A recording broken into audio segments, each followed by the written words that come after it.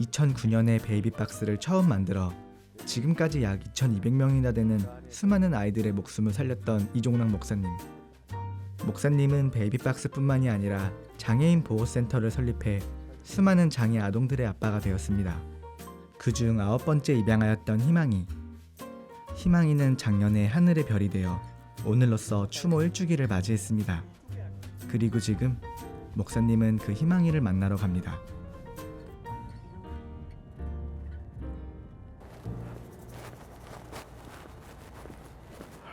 우리 재성이 희망이의 1주기 예배에 참석하신 모든 분들께 감사를 드립니다. 희망이의 1주기 예배를 시작하도록 하시겠습니다. 묵도하시겠습니다. 전능하사 천지를 만드신 하나님 아버지를 내가 믿사오며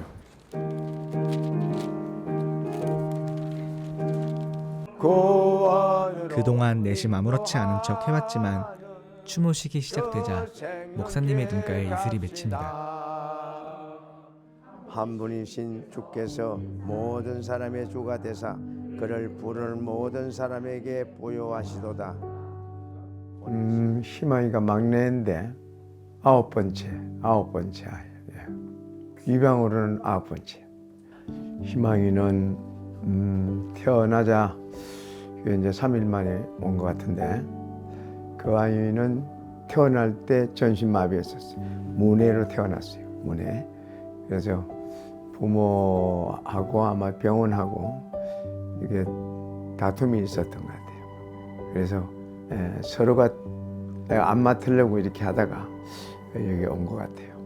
그래서 이제 맡게 됐는데 처음부터 문해로 태어난 아이예요. 추모식이 끝난 후 희망이의 납골당에 방문한 목사님. 그건 재석이잖아. 희망이. 희망이 얼굴은 왜 없어? 희망이 얼굴 사진 요 작은 사진 있잖아. 큰 사진을 좀 크게 해야 되겠다. 자, 희망이 이게 희망이니 요게 희망이를 다시 마주한 목사님은 슬픈 감정을 숨기듯 괜히 농담 한마디를 건넵니다. 이거 누가 여놨어? 이거 빵하고 이런 도시락하고 이거 팀장님이요. 이거 다음에 이제 이거는 빼라. 아들들 보러 좀 자주 오세요? 아니, 집에 사전들이 있어가지고 이제 바로바로 생각나면 사전 이렇게 보고 같이 이제 이야기하고 그래요.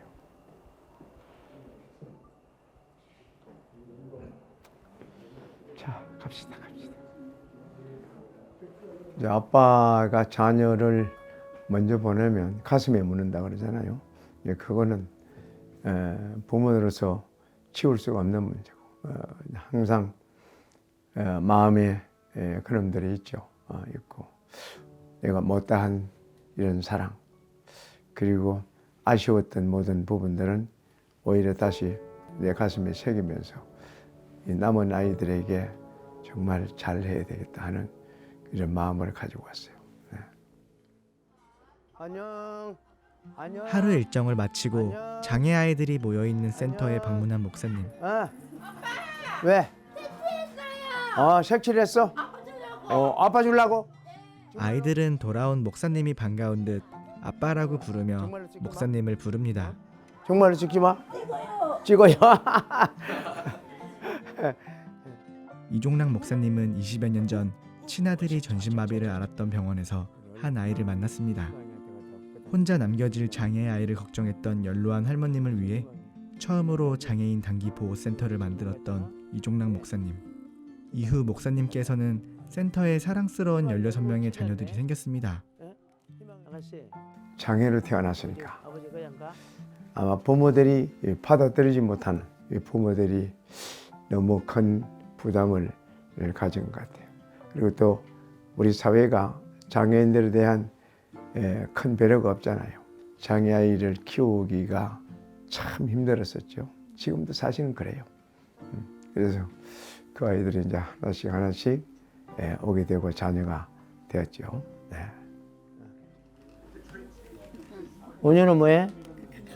5, 7, 6. 아빠 요거 왔어요? 요거 6. 오셨어요? 온유를 통해서 베이비 박스가 만들어졌어요. 이 친구가 대문에 생선 박스에 와가지고 그 생선 박스에 그 있는 아이를 발견하고 마음이 굉장히 아팠고 또 그 당시에 굉장히 위험했었고 이 온유를 통해서 자칫 잘못하면 대문 앞에 사체가 발견되겠다 하는 이런 두려움이 생겼고 이 아이들을 보호하기 위해서 베이비 박스를 만들게 됐어요. 그래서 이놈도 이제 어느 한 포인트를 만든 베이비 박스를 만들게 된 2007년 늦은 봄 꽃샘 추위 때인데 새벽 3시 20분에 전화가 왔어. 우리 아이가 태어났는데 장애아입니다. 키울 수가 없어서 대문 앞에 갖다 놨습니다. 죄송합니다. 그리고 전화를 끊었어요. 그 뛰쳐나가 보니까 생선 박스가 하나 놓여 있어요. 그런데 뛰쳐나갈 때 문을 열었는데 고양이가 호다닥 나왔어요. 그러니까 고양이가 찍었어. 발톱이 있어.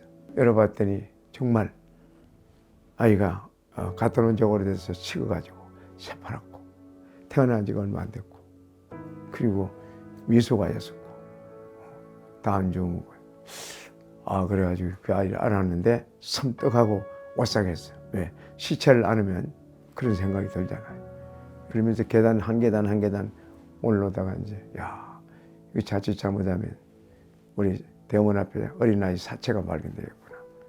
그러니까 막 환청과 환상이 보였어요. 그래서 아이들이 죽어가는 모습, 낙태당하는 모습, 밖에 버려져서 막 울다가 지쳐서 배고파 죽어가는 아이, 이런 모습들이 보였어요. 이 아이들을 살려면 어떻게 살려야 되냐고. 그렇게 이제 울부짖듯이 기도했는데 체코에서 베이박스를 만들어서 아이들 보호하는 그 이야기를 듣고 이 베이박스가 만들어진 거예요. 그렇게 만들어진 베이박스가 저거.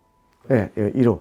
요거는 이제 영등포 가가지고 이게 철판을 접는 곳에 가지고 접어달라고 그래가지고 둘이서 만들었어요. 요 작은 상자에 470명 정도 보호를 받았어요. 그래도 아이들 침대처럼 포근하게 좀 해야 되겠다. 그렇게 해서 이제 베이박스 2호를 만들었죠. 요게 이제 열면은 소리가 나가지고 저 안에서 문을 열 거예요. 안에 문이 있거든. 그래서 사람이 이제 나와서 문을 열어. 이봐. 목사님이세요? 예. 나 애기 온 줄 알았어. 애기가 인지 알았어요? 예.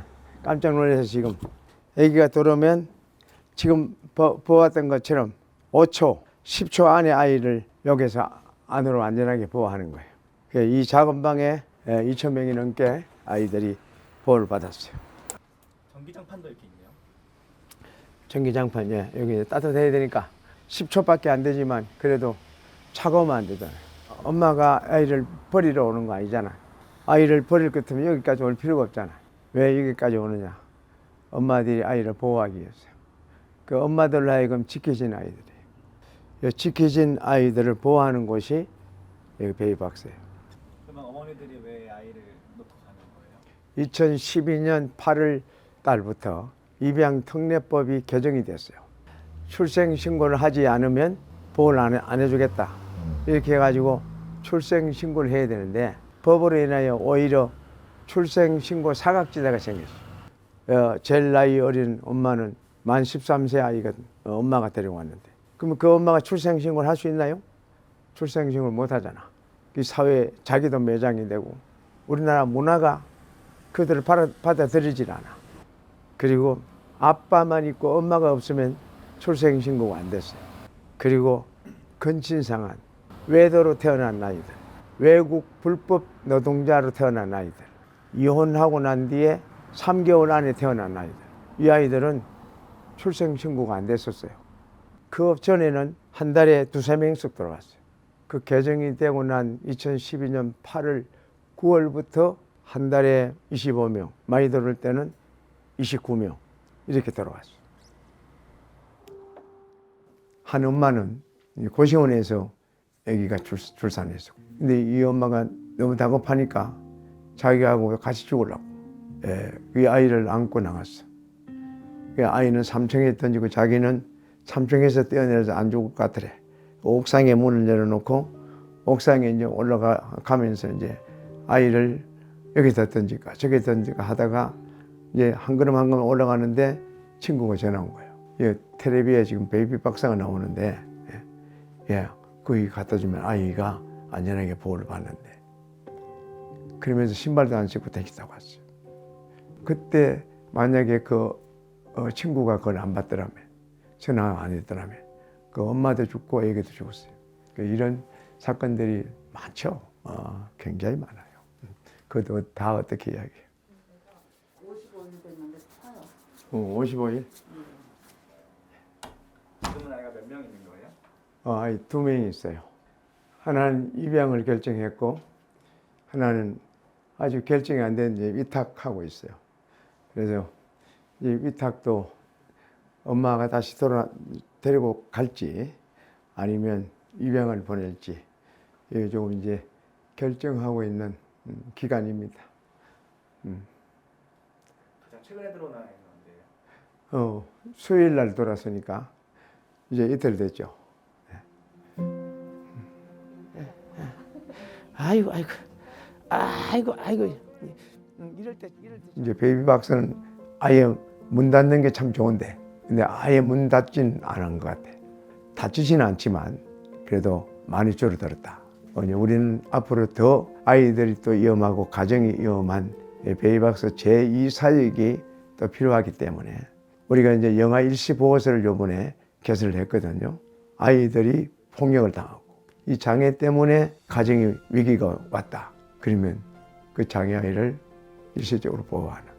그래서 우리 베이비박스 청년들을 잘 사회에 정착시키고 그들이 잘 자라서 또 어려운 사람들 도와주는 그 일을 할 수 있도록 큰 힘이 되고 싶은데 거기에 여러분들이 또 함께 해 주셔야 되지 않나 이런 생각을 해요. 감사해요.